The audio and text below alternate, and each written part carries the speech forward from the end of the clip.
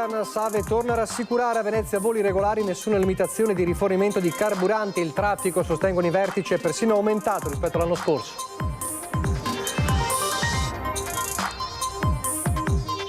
Diciannovenne trevigiana accerchiata e aggredita da un gruppo di ragazzi nel parcheggio della discoteca Aria di Mestre perché trans. La giovane filma la violenza e denuncia alle forze dell'ordine. Morso da un Rottweiler mentre passeggia a Mestre con i genitori, fuori pericolo il bambino di 7 anni azzannato, ha denunciato il padrone 17enne di origine straniera.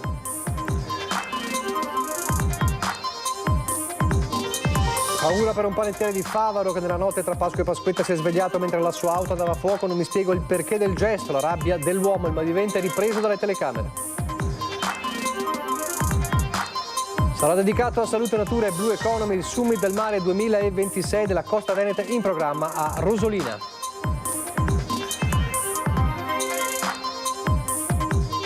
Alla presentazione del padiglione Venezia il sindaco Luigi Brugnaro conferma la linea adottata dalla Biennale per Russia, Iran e Stati Uniti: nessuna censura.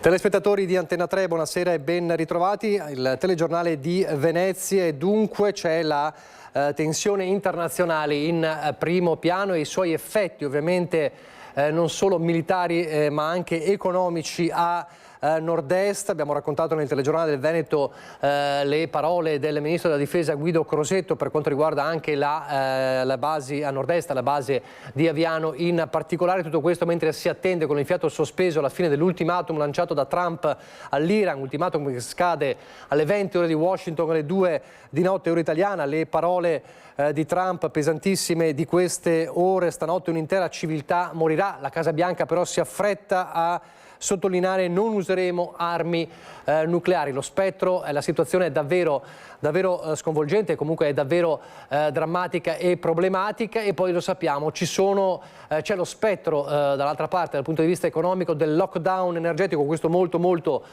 concreto, e tra i vari scenari c'è anche ovviamente una limitazione nell'uso, ad esempio, ma non è solo l'unico mezzo, dell'uso dell'automobile. Allora abbiamo scelto l'uso dell'automobile come soggetto del nostro sondaggio di questa sera. Razionamenti: saremo costretti a lasciare l'auto in garage? Si parla di tappe alterne, si parla di un utilizzo minore ovviamente dell'automobile. Sì 0422 162 6691, no 0422 162 6690. Queste le due opzioni.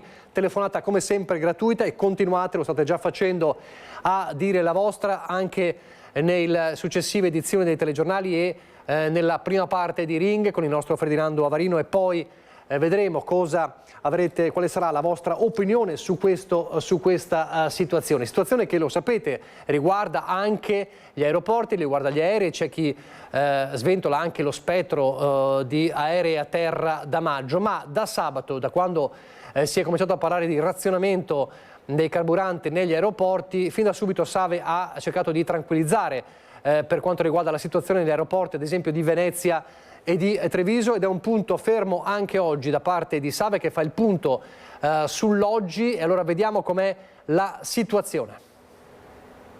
Problemi di carburante all'aeroporto di Venezia non ne abbiamo, e riteniamo che se la situazione rimane immutata continueranno a non esserci. Certo, la tensione rimane alta, ma le limitazioni di approvvigionamento di carburante negli aeroporti di Venezia e Treviso, oltre che di Milano, Linate e Bologna, annunciate sabato come conseguenza della guerra in Iran dalla RBP Italia, che fa capo alla multinazionale energetica britannica, leader mondiale nel settore petrolifero, non hanno avuto alcun impatto sull'operatività degli scali. La comunicazione arriva direttamente da Save, la società che gestisce tra gli altri gli aeroporti di Venezia, Treviso e Verona. Abbiamo sempre operato regolarmente e continueremo a farlo. Non ravvediamo problemi, in quanto abbiamo due fornitori principali che non sono ARBP. ARBP è un fornitore secondario che lavora peraltro con pochissime compagnie aeree che si appoggiano al nostro scalo. Siamo molto tranquilli e vogliamo trasmettere anche questa tranquillità ai nostri passeggeri. Secondo Save, la pluralità unità di fornitori mantiene pienamente sotto controllo l'approvvigionamento di carburante. È un elemento che garantisce continuità e sicurezza. Anzi, sul fronte del traffico aereo, il periodo pasquale ha confermato un andamento molto positivo, con flussi sostenuti sia in arrivo che in partenza, tanto che il 2026 si sta distinguendo in questo senso per una crescita significativa rispetto all'anno precedente. Il 2026 ci vede con un traffico in crescita importante rispetto al 2025 e stiamo anche performando sopra budget. Questa situazione peraltro in questo appunto mesi non ha avuto nessun impatto e prevediamo anche che possa esserci in generale per i paesi ritenuti safe, come sicuramente lo è l'Italia, la Spagna, potrebbero diventare mete di destinazioni attirando un traffico ancora più importante durante i prossimi mesi estivi. In un contesto internazionale che tende a favorire destinazioni percepite come sicure, Italia e Spagna stanno rafforzando la loro attrattività, tanto che a Save ci si attende un'ulteriore crescita dei flussi turistici nei mesi estivi, con ricadute positive anche per il proprio scalo. La cronaca adesso, la caccia agli aggressori della 19enne che è stata colpita perché trans. Derisa, strattonata, tirata per i capelli e buttata per terra per la sua identità sessuale. È stata un'aggressione di gruppo violenta, quella nei confronti di una 19enne trans originaria della provincia di Treviso.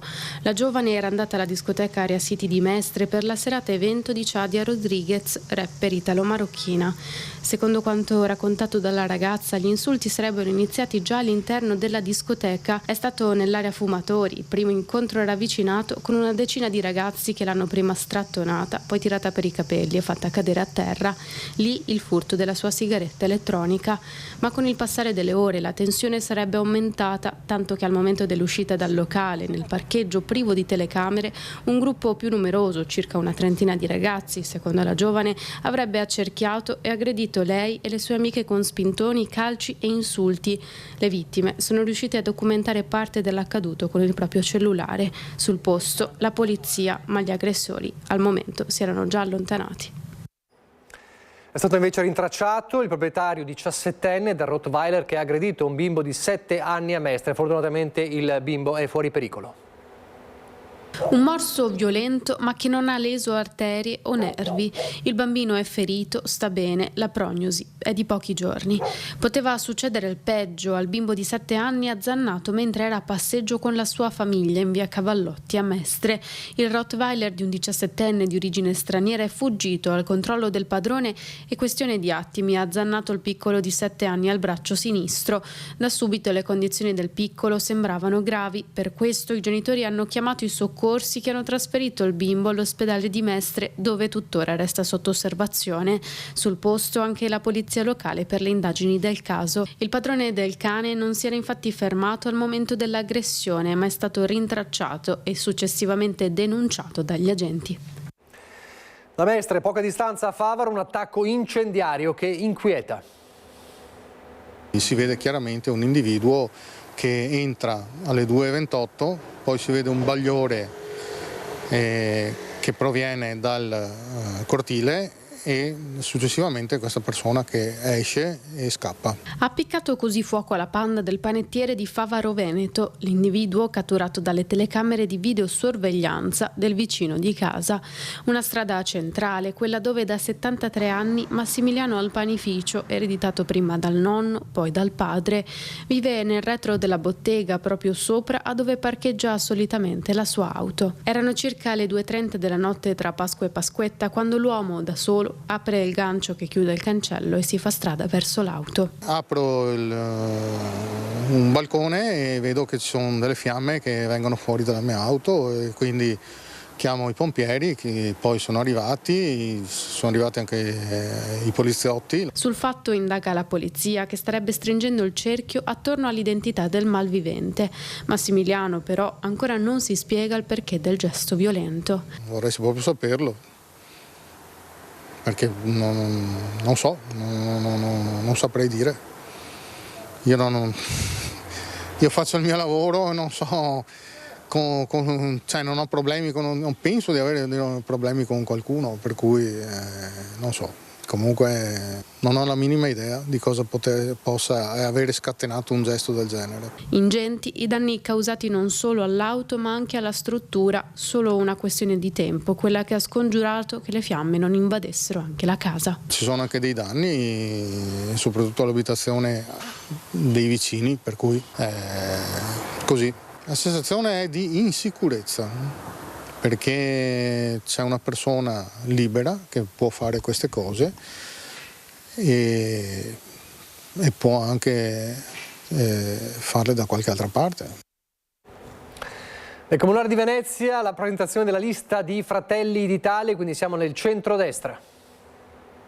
Ci saranno cittadini stranieri di varie etnie, e quindi che peraltro sono presenti nella nostra città da tantissimi anni, che operano nella nostra città, sono conosciuti, riconosciuti, riconoscibili e quindi sui quali contiamo di avere anche tanti consensi. Nella lista di Fratelli d'Italia alle prossime elezioni comunali di Venezia saranno candidati diversi stranieri, ma non Prince Aulader, portavoce della comunità bengalese che sostiene il progetto di costruzione della moschea di Via Giustizia a Mestre. Un progetto entrato in conflitto in particolare con la Lega, ma che evidentemente ha avuto anche conseguenze nella compilazione delle liste di Fratelli d'Italia. Noi la lista l'abbiamo costruita cercando ovviamente di rappresentare i tanti territori del comune di Venezia. Tra i candidati ci sarà Giuseppe Grassi, direttore di cardiologia all'ospedale San Giovanni e Paolo di Venezia e attivo nel volontariato come direttore sanitario dell'ambulatorio di prossimità della Caritas. Io spero di poter dare un contributo, io mi sono occupato di sanità per tanti anni e spero che un contributo possa essere utile. E nella parte lagunare del comune di Venezia sostiene Grassi che la sanità incontra difficoltà maggiori, soprattutto logistiche, sia per la mobilità dei pazienti che nella residenza dei dipendenti. Penso a un osso, un infermiere di recente assunzione, hanno degli stipendi che non consentono di vivere a Venezia con famiglia e questo bisogna tenerne conto. E anche a valle di questo che riconosce la zona disagiata può dare un qualche contributo. Potremmo anche trovare un'interlocuzione più efficace magari con l'Ater, con Insula, per comprendere se una fetta, una parte di quello che è il patrimonio di edilizia residenziale pubblica possa essere destinato all'uso da parte di sanitari. Quali saranno i temi sul piatto del Summit del Mare 2026? Lo vediamo nel prossimo servizio. Costa Veneta punta a dettare delle politiche turistiche all'avanguardia e sicuramente pensare al benessere declinato a 360 gradi o almeno in 8 tavoli. Gli 8 tavoli sono quelli tematici dell'edizione 2006 del Summit del Mare a Rosolina. Il tema centrale è salute, natura e blue economy, il nuovo orizzonte della costa veneta. Il litorale non solo come destinazione turistica, ma come sistema integrato che genera valore sociale, ambientale ed economico sull'idea di salute blu, quando la vicinanza all'acqua è in grado di generare benefici fisiologici e psicologici come un'infrastruttura sanitaria naturale, un distretto del benessere. Sarà un'analisi, un approfondimento importante dove dalla urbanistica dei nostri paesi al food e proprio il wellness stesso la farà da padrona, analizzando sia il star bene dei nostri concittadini ma anche dei turisti che raggiungono le nostre mete. Il Summit del Mare è ormai un laboratorio permanente di progettazione partecipata che coinvolge amministratori pubblici, imprese, operatori e cittadini di un territorio che con oltre 25 milioni di presenze all'anno rappresenta il principale polo turistico italiano. Una conferenza del litorale che guarda da San Michele al Tagliamento e quindi dalla provincia di Venezia fino all'estremo della provincia di Rovigo, che rappresenta un'eccellenza in termini dell'Alto Adriatico ma soprattutto un'eccellenza di collaborazione tra enti. La volontà condivisa è che questa sorta di stabilimento rigenerativo diventi una risorsa accessibile tutto l'anno, un distretto del benessere del Mediterraneo dove la crescita economica va di pari passo con la cura della persona e del territorio. Pensare al benessere delle nostre comunità ma anche dei nostri turisti, all'effetto che il mare, che lo sport, che il cibo ha nella nostra giornata e nelle nostre vacanze diventa prioritario. E adesso la Biennale, il Padiglione Venezia ha presentato oggi, il sindaco Brugnaro è tornato a parlare anche della situazione internazionale e della censura. Manca un mese alla preapertura della 61esima esposizione internazionale d'arte della Biennale di Venezia. Alla presentazione del padiglione Venezia a Ca' Farsetti, che sarà aperto ai giardini, uno spazio dedicato ai giovani e alla libertà, inevitabile chiedere al sindaco di Venezia Luigi Brugnaro, che è anche vicepresidente della Fondazione Biennale di Venezia, se ci siano novità sul caso Russia. La posizione della Biennale e della città non cambia. Pieno sostegno alla decisione del presidente Pietrangelo Buttafuoco. Io ho appoggiato assolutamente, ne sono ancora più convinto oggi, la scelta del presidente della Biennale Buttafuoco di aprire anche il padiglione russo, come è aperto quello israeliano, come è aperto quello americano, e ogni Stato deciderà un po' come fare.